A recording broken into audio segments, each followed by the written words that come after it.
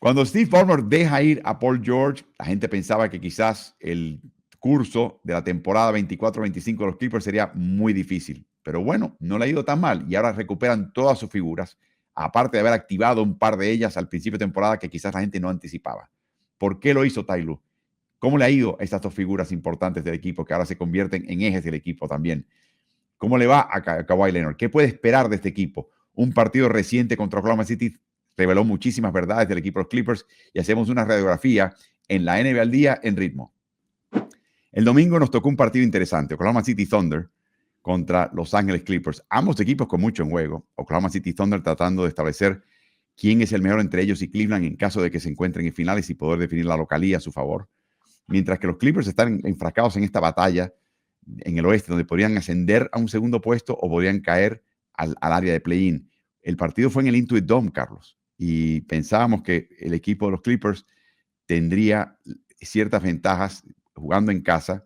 Ambos equipos con descanso, ninguno vino con una desventaja. No jugaron ni Chet Holmgren ni J-Dub, que es Jalen Williams, el Jalen Williams titular del equipo. Y lo que vimos fue un partido muy cerrado, Carlos, con tono a playoff. Fue un partido que por momentos te das cuenta que se estaba ejecutando a un alto nivel y que se estaba jugando posesión por posesión. Sí, literalmente se jugó todo el clutch, todos los 5 minutos finales en el clutch, ¿no? Cuando tú entras a los últimos 5 minutos, evalúa si hay una diferencia de 5 puntos o menos en favor o en contra de algún equipo y dice, bueno, estos son minutos de clutch. Creo que cuando entraron a ese último minuto, un equipo tenía ventaja de 1 punto y así se mantuvo durante todo esos últimos 5 minutos y la ejecución de Oklahoma City fue mejor que la ejecución de los Clippers y finalmente de visitante el Thunder se llevó la victoria, lo cual nos dejó varias cosas en entredicho, ¿no? Una de ellas es lo bien que ejecuta Oklahoma City en el clutch, si bien es cierto que es el equipo que menos minutos en el clutch tiene en toda la temporada. Han sido tan dominantes los del Thunder durante la temporada que entrando a este partido habían disputado 61 minutos de clutch. Otros equipos están por los 250, 300 minutos de clutch. Ellos tenían 61 minutos y hay que sumarle estos 5, ahora tienen 66 minutos de clutch. Y siempre se ve esa mejoría de parte de este equipo que, si bien es cierto que dominan para ganar por 10 puntos o más usualmente, también pueden dominar un partido cerrado. Y eso es una forma de verlo. La otra forma de verlo es los Clippers completos en casa, teniendo a Kawhi Leonard, que es uno de los mejores jugadores de clutch en la historia de la liga, y dándole el balón en los momentos cruciales, no pudieron liquidar a Oklahoma City. En particular, tuvieron 3 pérdidas de balón, 2 de Harden en el cierre, cuando Oklahoma City no tuvo una en los últimos 5 minutos. Y quizás ahí fue la gran diferencia. De hecho, entramos al partido hablando que la diferencia en control de balón era lo que distinguía a ambos equipos. Pero repasemos un poquito el pasado reciente, Martín. Este equipo tenía la opción de renovar o extender a Paul George. Y le hicieron ofertas. Y de hecho, le hicieron ofertas en un momento que se rumora hubiese colocado a este equipo por encima del segundo zócalo. Pero no querían darle todo el dinero que él quería porque se dieron cuenta que Paul George está en una época en su vida con 33 años de edad que está empezando a ausentarse por lesión. De hecho, tiene un historial de eso. No muy largo, pero significativo. Y parte de tu ofrecer un contrato de 4 años máximos implica que a los 37 años de edad, en el último año, le estás pagando 60 millones de dólares, que si tú incluyes el zócalo y el impuesto de lujo, se convierte en el número final más de 100 millones de dólares. El jugador solamente percibe 60, el equipo tiene que pagar impuestos de lujo. Y decidieron cortar por lo sano. Lo interesante es que prácticamente no ha afectado a este equipo la ausencia de George. Eso es mucho decirlo. Y no porque George sea un mal jugador, sino por la gran y enorme profundidad de talento que tiene la banca Ty Lue. Sí, y la capacidad que tuvo Ty Lue, que evidentemente sigue mostrando sus dotes como entrenador, en desarrollar talento, y no desarrollar talento joven necesariamente, pero sí poner a jugadores ya probados en cierto rol, en la posibilidad de mostrar y dar un poco más de su juego. Hay dos casos muy puntuales en Los Ángeles Clippers. No creo que sorprenda a ninguno si los estuvieron viendo un poco. El primero es Norman Powell, que tuvo varios votos para ir al Juego de las Estrellas. Primero pasó de ser suplente el año pasado, salir desde la banca, a ser titular. Y en puntos, en estadísticas por cada 100 posesiones, sus números se disparan. Pasa de 26 puntos a más de 34. Aumenta los rebotes. casi que aumenta más del 50% de sus asistencias, aumenta también sus pérdidas, claro, porque tiene más responsabilidad, su tasa de uso aumenta, sus porcentajes con más responsabilidad más o menos se mantienen, pero lo que se disparan sí son sus estadísticas de avanzada. O sea, Es decir, un momentito. Esto no tiene nada que ver con el hecho de que esté jugando más minutos. Esto tiene que ver por cada 100 posesiones. O sea, es una medida estrictamente de productividad. exacto, sí. Y está tomando más tiros de campo, está teniendo más responsabilidades, pero si uno lo normaliza a igual cantidad de posesiones, está siendo más productivo, está generando más juego y es un gran responsable de que Clippers esté hoy por hoy en posición de pelear por entrar a playoff. Y se convierte en un segundo manejador de balón, que es lo que le faltaba quizás a su juego. Y ahí viene el tema de Ty Lue. Ty Lue le advirtió, cuando se va Paul George, nos hace falta alguien que maneje el balón, que sea un perimetral. No solamente lo puede hacer Harden, prepárate. Y eso fue exactamente el caso. Y mencionabas a Ivica Zubac. Sí, otro jugador que está siendo completamente dominante, en este caso en la pintura. Zubac que sí ha mostrado flashes ya la temporada pasada de ser dominante, de poder ponerse el equipo al hombro y demás. Recuerdo el primer juego de la serie ante Dallas Mavericks, que tiene un gran partido y que termina neutralizando a lo que después era un juego interior bastante importante de Dallas Mavericks y que le sirvió para playoff. Y Vika Zubac que aumenta hasta de vuelta cada 100 posesiones, no importa la responsabilidad que tenga, los minutos que juegue, aumenta sus puntos, aumenta sus rebotes, aumenta sus asistencias, baja mucho sus faltas personales, que para un pivote es muy importante, aumenta sus tiros de campo, es decir, tiene más responsabilidad, sin que su porcentaje merme tanto, tiene más tasa de uso y al igual que Powell, sus métricas de avanzada se disparan, pero en este caso, si tenemos en cuenta la diferencia de cómo le va a Clippers con Zubac en cancha y sin Zubac en cancha, en este caso el equipo mejora por 12 puntos cada 100 posesiones, que es un montón cuando el pivote está en cancha que cuando no lo está. Es decir, es un arma fundamental para estos Clippers. Carlos, tú me has hablado en el pasado de la idea de un equipo que tiene demasiado talento, donde tienes jugadores de gran calidad que tienen que salir a la cancha como reservas, inclusive empiezan los recelos.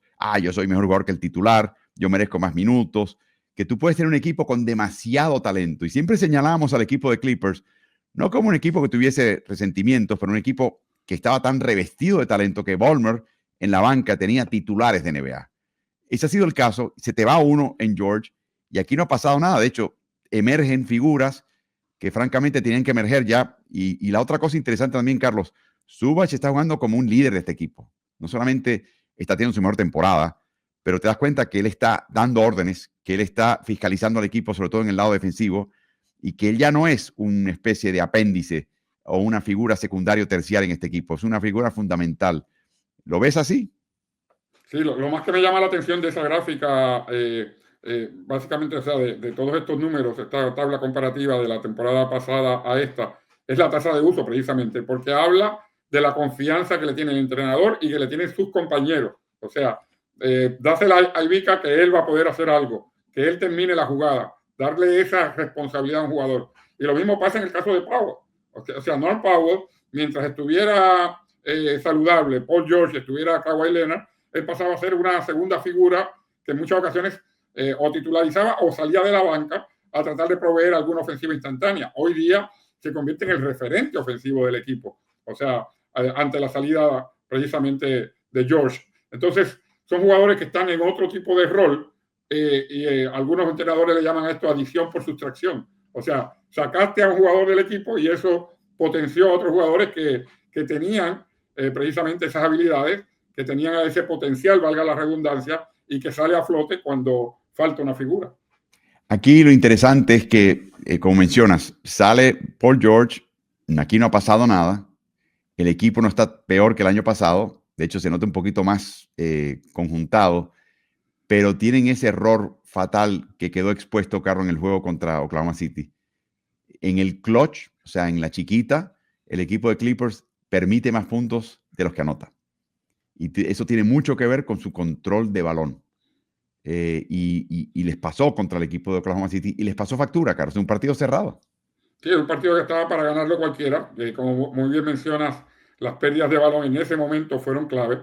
Hasta ese partido, fíjate, habían jugado ya en 3 ocasiones. En las 3 previas había ganado Oklahoma City, pero no había estado Kawhi Leonard en cancha. Y la diferencia había sido bien poquita. O sea, cuando un equipo incurre en 12 pérdidas promedio, que era lo que había incurrido el equipo de Clippers, y el rival en 11 pérdidas promedio, ambos equipos estaban jugando básicamente donde las pérdidas no tenían un significado real sobre el partido. O sea, pero en este partido, especialmente en esos últimos 5 minutos, esas 3 pérdidas de parte de los Clippers fueron clave en que no pudieran alzarse con la victoria. Y por último, Tincho, un pequeño comentario del rival y de Kawhi Leonard. Están hablando ahora de que Kawhi Leonard se convierte en un jugador de piso, que ya no tiene mucha verticalidad, no tiene mucho salto, mucha explosión, sigue siendo muy bueno, pero le falta algo. ¿Cómo lo ves a ojo y cómo ves los prospectos de este equipo de Clippers? Bueno, se lo ve lento a Kawhi Leonard, la verdad. Se lo nota después de muchas lesiones. Es lógico, está también entrando en o ya saliendo de su veteranía, incluso. Es un jugador que yo, según lo veo, es un buen defensor. Supo ser un defensor de elite, el mejor de la liga incluso por momentos. Hoy por hoy, me parece que el talento para anotar y conseguir sus tiros lo tiene.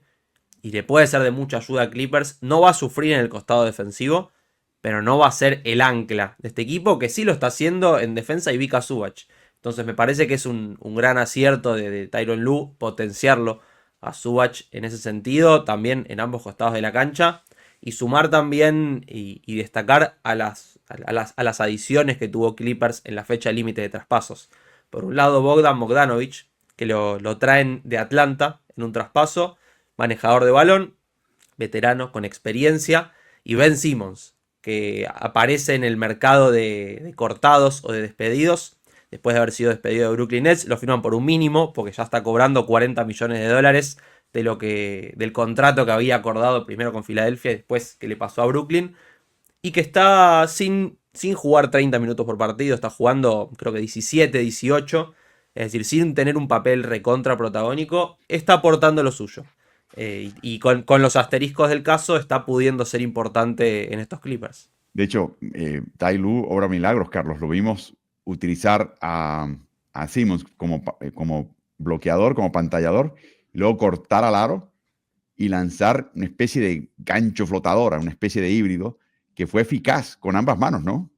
Que es lo mejor que hace él. Recuerda que una de las razones por las que empezó a salir de Filadelfia, básicamente su salida de Filadelfia viene en una serie donde él se priva en varias ocasiones y no toma tiros cerca del canasto, pero no era porque no metiera la bola cerca del canasto, era porque tenía miedo de que le dieran falta e ir a la línea de tiros libres, porque tenía unas cuitas tremendas con la línea de tiros libres. Y de ahí vino un periodo, tanto en Filadelfia como en Brooklyn, de realmente donde él no se encontraba mentalmente.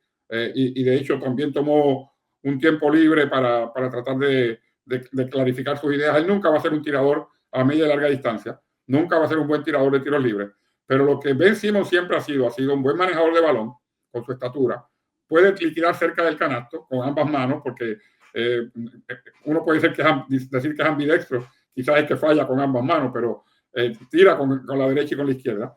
Y es un jugador defensivo de élite. O sea, la defensiva de Ben Simmons puede ir desde la 1 hasta la 5. Y en un momento dado, cuando estaba en el periodo productivo de su carrera, se le consideraba también como, si no el mejor, uno de los mejores jugadores defensivos de la liga. Entonces, todo eso, para un jugador que viene de la banca, tremendo. O sea, no estás teniendo que confiar en él para que te lleve a un campeonato, sino para que te ayude a los jugadores estelares. Y yo creo que eso ha sido un acierto tremendo, primero de la gerencia de los Clippers por firmarlo y luego de la forma como lo está usando Ty Lue. Y mucha presión quitada de sus hombros, Carlos, cuando no está ganando 30 millones, sino que está ganando una suma bastante modesta y de repente la percepción de él cambia. O sea, lo que invierte el equipo, lo que tiene que pagar el equipo es muy poco también, porque como mencionábamos, ya tiene el salario asegurado. Por otro lado, el equipo tiene que pagarle unas migajas y él está produciendo por encima de eso. Así que acierto total y absoluto. Exactamente. Un último comentario de Oklahoma City Thunder.